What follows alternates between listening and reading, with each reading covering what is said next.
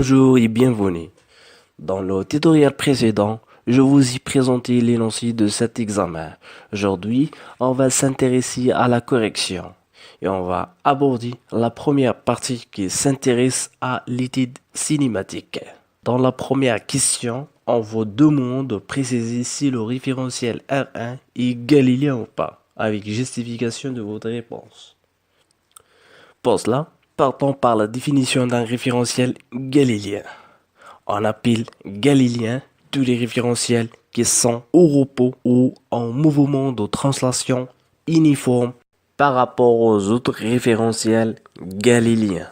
Alors, dans notre situation, le référentiel R1 est en translation uniforme par rapport au référentiel galiléen R, mais il est en rotation.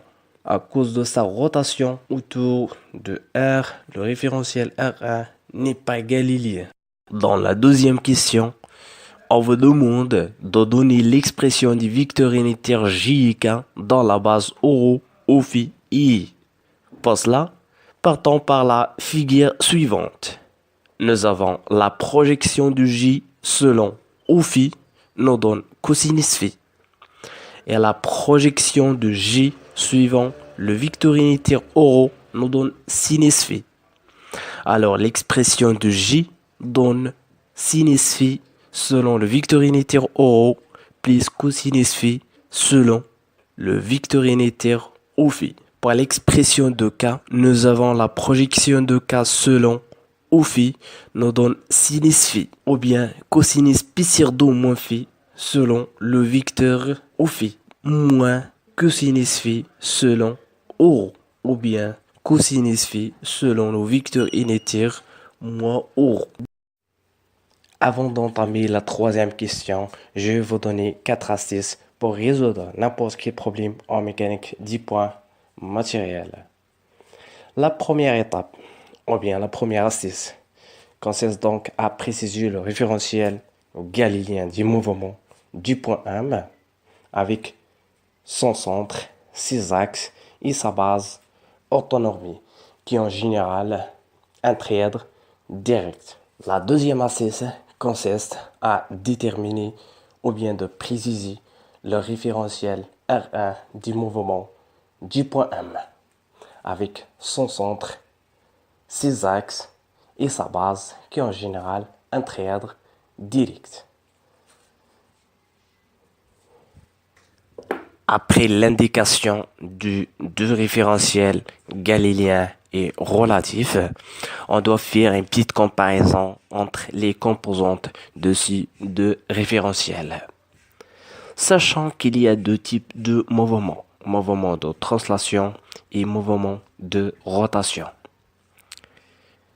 La première des choses à faire ici, essayer de savoir si les deux centres de deux référentiels sont confondus ou pas. Dans le cas où les deux centres sont confondus, alors on déduit qu'il n'y a pas de translation de R1 par rapport à R. Dans le cas où l'un des deux axes de deux référentiels sont confondus, on peut déduire donc qu'il y a un mouvement de rotation de R1 par rapport à R selon cet axe ou bien selon le vecteur unitaire porté par cet axe. La troisième astuce consiste à déterminer le vecteur position du point M dans les deux référentiels R1 et R.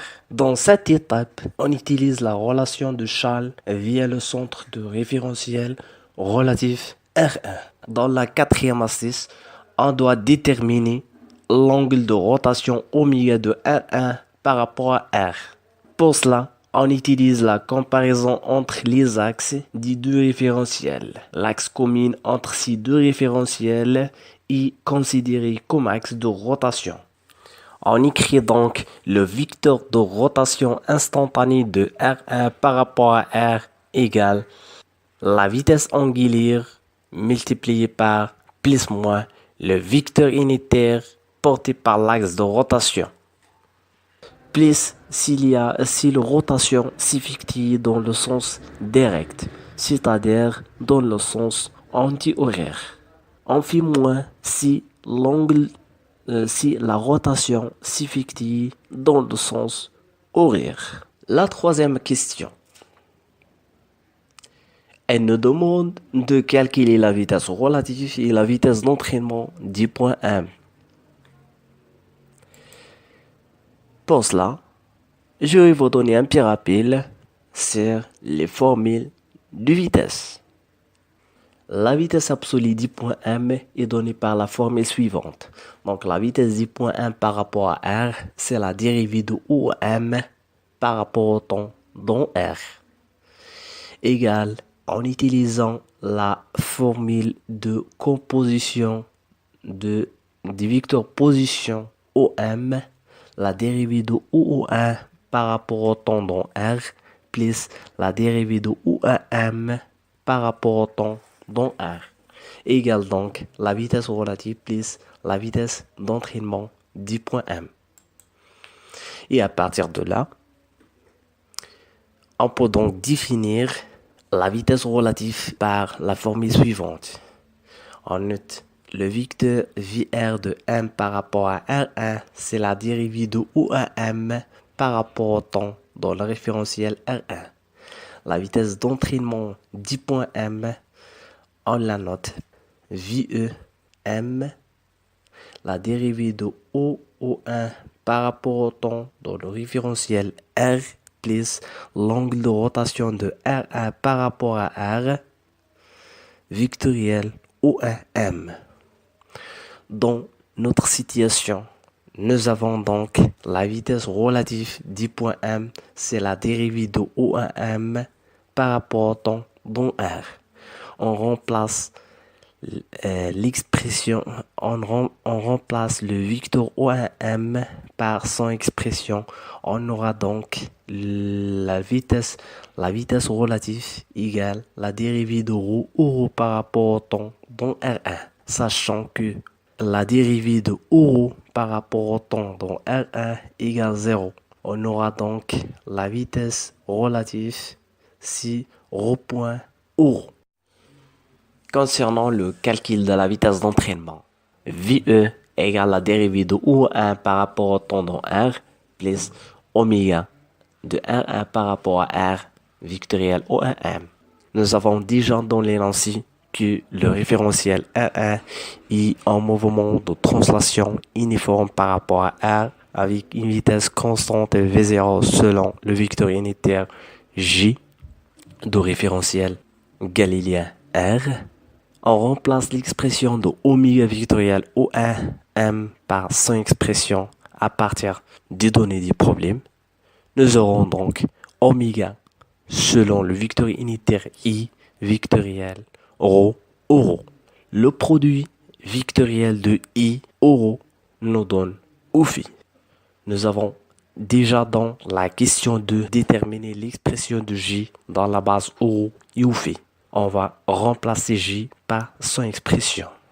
Nous aurons donc V0 sinus phi selon O plus V0 cosinus phi selon phi plus oméga ρ selon le vecteur unitaire I. On va faire une petite simplification. Nous aurons donc V0 sinus phi selon le vecteur unitaire ρ plus V0 cosinus phi plus oméga ρ selon le vecteur unitaire phi. Revenons à la quatrième question. Dans la quatrième question, il nous demande de calculer l'accélération relative d'entraînement et de Coriolis du point M. Pour cela, je vais vous donner un petit rappel sur les formules de l'accélération. L'accélération du point M, c'est la dérivée de vitesse par rapport au temps dans le référentiel R. Notons qu'il y a 4 types d'accélération. L'accélération absolue, l'accélération relative, l'accélération d'entraînement et l'accélération de Coriolis. L'accélération relative est donnée par la formule suivante. Donc, l'accélération relative notée gamma R de M par rapport à R1, c'est la dérivée de VR par rapport au temps dans R1. L'accélération d'entraînement, donc, c'est la dérivée de oméga de R1 par rapport à R par rapport au temps. Vectoriel O1M plus l'angle de rotation de R1 par rapport à R vectoriel, l'angle de rotation de R1 par rapport à R vectoriel ORM. L'accélération de Coriolis est donnée par la formule suivante. Et notez gamma C de M égale 2 oméga de R1 par rapport à R vectoriel VR, la vitesse relative du point M par rapport à R1. L'accélération absolue, c'est la somme l'accélération relative plus l'accélération d'entraînement plus l'accélération de Coriolis. C'est une grandeur vectorielle. Dans notre situation, concernant le calcul de l'accélération relative, nous aurons donc l'accélération relative du point 1 par rapport à R égale la dérivée de VR par rapport au temps dans R1. En remplaçant VR par son expression, nous aurons donc la dérivée par rapport au temps de ρ point O. La dérivée par rapport au temps de ρ point selon le vecteur unitaire O plus ρ point la dérivée de O par rapport au temps dans R1. Nous savons que le vecteur unitaire O est fixe dans le référentiel R1.